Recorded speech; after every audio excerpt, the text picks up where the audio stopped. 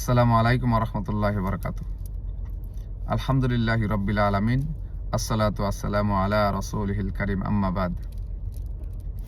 আমি আপনাদেরকে হজের সফরে যে সময়টা আমরা পাবো, সেই সময়টাতে কিভাবে ইবাদত করলে সর্বোচ্চ বেশি ইবাদতের অধিকারী হতে পারবো, বেশি সওয়াব কামাইতে পারবো, সেইটার একটা ছোট্ট করে একটা শিডিউল দেব। যদি কারো পছন্দ হয় এটা গ্রহণ করতে পারেন, অথবা আপনাদের মধ্যে কারো ভালো শিডিউল দিতে পারেন। তো আমি আমারটা দেখেন, একটু খেয়াল করে এভাবে করা যায় কিনা। আমার কাছে মনে হয়েছে যে এভাবে করলে সর্বোচ্চ ইবাদত করা সম্ভব হবে ইনশাল্লাহ।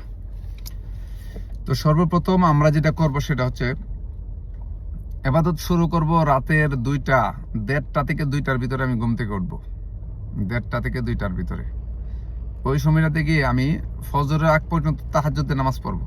এই সময়টাতে অন্য কোনো কাজ করবো না, শুধু তাহাজ্জুদের নামাজ। তাওয়াফ করবো না, কিছু করবো না। এই সময়টাতে শুধু তাহাজ্জুদের নামাজ পড়বো, কারণ শেষ রাতে আল্লাহ তাআলা ডাকতে থাকেন ইবাদত করার জন্য, নামাজের জন্য, অভাবীদের অভাব পূরণ করার জন্য, সমস্যাগ্রস্ত মানুষের সমস্যা পূরণ আল্লাহ তাআলা ডাকতে থাকেন প্রথম আসমানে আসা। সেই দৃষ্টিকোণ থেকে তাহাজ্জুদের সময়টা খুব গুরুত্বপূর্ণ সময়। আল্লাহ রাসূল সাল্লাল্লাহু আলাইহি ওয়াসাল্লাম তাহাজ্জুদের নামাজ পড়ছেন এই সময়টাতে।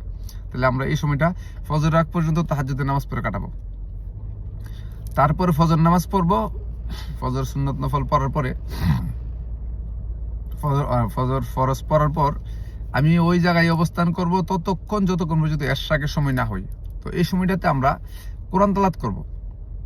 কেন কোরআন তেলাওয়াত করব? আল্লাহ তাআলা সূরা বনী ইসরাইলের সম্ভবত 82 নম্বর আয়াত এরকম হইতে পারে, 80 থেকে 82 এর ভিতরে হবে।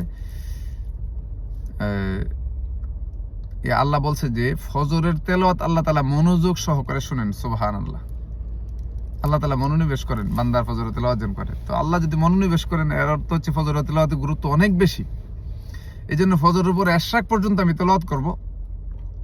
সাথে যদি পারি কিছু সময় তসবিহ পড়ব, যদি কারো সম্ভব হয় তসবিহ পড়লেন, হ্যাঁ, তসবিহ কিছু পড়বো আর তেলাওয়াত করবো এশরাক পর্যন্ত। দেখবেন মক্কাতে বা মদিনাতে মসজিদে হারামে ঘড়িতে লেখা আছে এশরাক। তো একটা কথা মনে রাখা জরুরি, এশরাক যেখানে লেখা আছে, টাইমটা দেওয়া আছে, এই টাইমটার থেকে আপনি 15 মিনিট যোগ করবেন। 15 মিনিট যোগ করার পরে আপনি এশরাকের সালাত আদায় করবেন। ওখানে কিন্তু এশরাকের নামাজের টাইম দেওয়া নাই, শুধু সূর্য ওঠার টাইম দেওয়া আছে। সূর্য ওঠার পরে 15 মিনিট পরে আপনাকে সালাত পড়তে হবে। এশরাকের সালাত 2 রাকাত পড়েন আর 4 রাকাত পড়েন। প্রথম 2 রাকাতের সওয়াব হচ্ছে, একটা হাদিসে পাইলাম আমি যে একটা হজ এবং 2টা উমরা সওয়াব পাওয়া যায়। সুবহানাল্লাহ। তারপর আল্লাহ রাসূল বলছে, আর একটা হাদিসে বলছে যে কোনো ব্যক্তি যদি বলছে, সাহাবীরা তোমরা প্রতিদিন সকালবেলা তোমাদের প্রত্যেকটা অঙ্গ প্রত্যঙ্গ থেকে যাকাত আদায় করো, মানে সাদকা আদায় করো, সাদকা দান করো। আল্লাহ রাসূল, সাহাবীর বলছে, আল্লাহ রাসূল এটা কিভাবে সম্ভব? আমাদের অসংখ্য অঙ্গ প্রত্যঙ্গ আমাদের বডিতে, আমরা এত টাকা কোথায় পাবো? বলছে, তাহলে তোমরা 2 রাকাত সালাত আদায় করো, তাহলে এই প্রত্যেকটা অঙ্গ প্রত্যঙ্গ থেকে সাদকা আদায় করার সওয়াব পেয়ে যাবে। সুবহানাল্লাহ।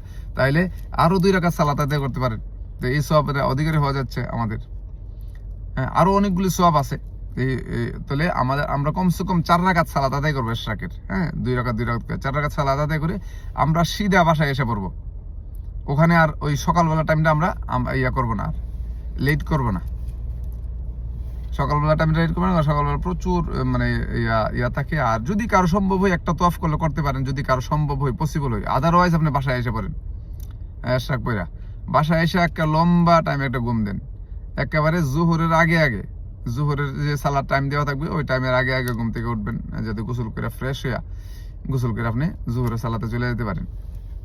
জোহরের সালাতে চলে যান, জোহর সুন্নত ফরজ পয়রা সব কমপ্লিট করে আপনি জোহরের পরেও আপনি পারলে কতক্ষণ থেকে তেলাওয়াত করেন, না পারলে আয়সা পড়েন, দরকার নাই, বেশি লেট করার দরকার নাই। জোহরের সময় আপনি তওয়াফ করবেন না, জোহর পরে আপনি আয়সা পড়েন, বাসায় এসে পড়বেন, খাওয়া দাওয়া করবেন, একটু রেস্ট নেবেন। এটা সুন্নাহ, দুপুরের পরে খাওয়া দাওয়ার পরে রেস্ট নয়, এটা সুন্নাহ। তাহলে আমি সুন্নাহর আমল করলাম, আমি সওয়াবের অধিকারী হইলাম। আসরের আগে ওইটা যান, আসরের নামাজ জামাতের সাথে পড়বেন। আসর, মাগরিব, এশা হারামে, মসজিদে হারামে থাকবেন। কেন থাকবেন? আসর নামাজ পড়েই আপনি তওয়াফ শুরু করে দেন। 2 তলার মাঝে, 3 তলার মাঝে, যে কোনো ফ্লোরে পান, নিচে পেলে নিচে তওয়াফ করেন। আপনি আসর থেকে মাগরিব পর্যন্ত তওয়াফ করতে থাকেন। যে কয়টা তওয়াফ, 2-3 ঘন্টা সময় থাকে ওখানে। আসর থেকে মাগরিব পর্যন্ত 2-2.5 ঘন্টা সময় থাকে।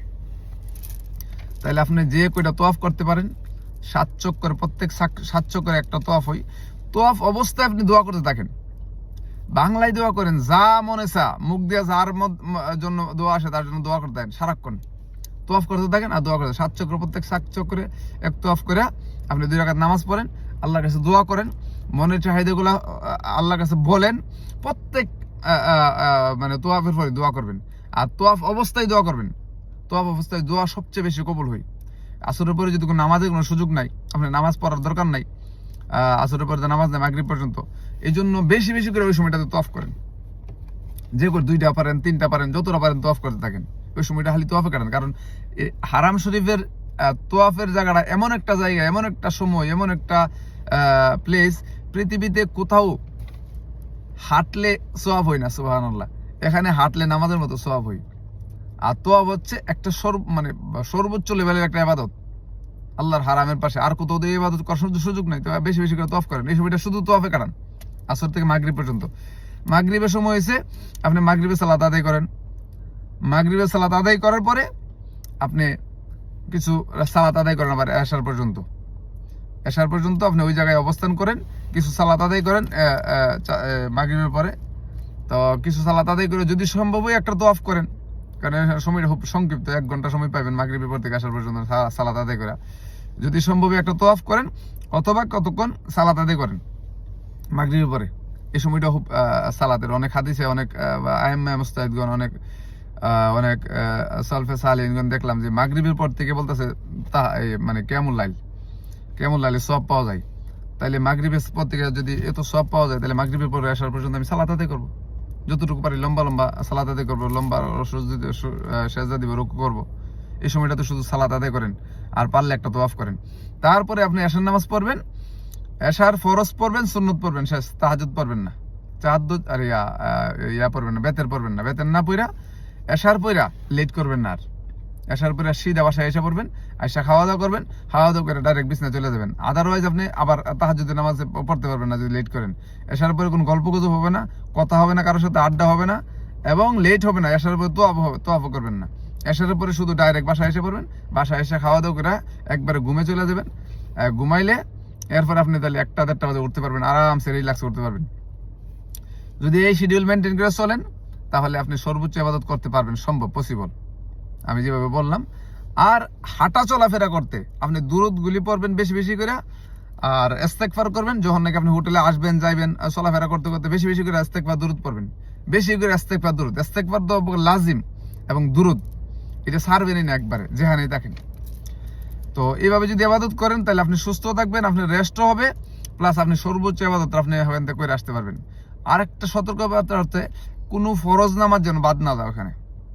এরা আমি যেভাবে বলছি এভাবে যদি ইবাদত করেন, তাহলে কারো সব ফরজ নামাজ বাদ যাবে না ইনশাল্লাহ।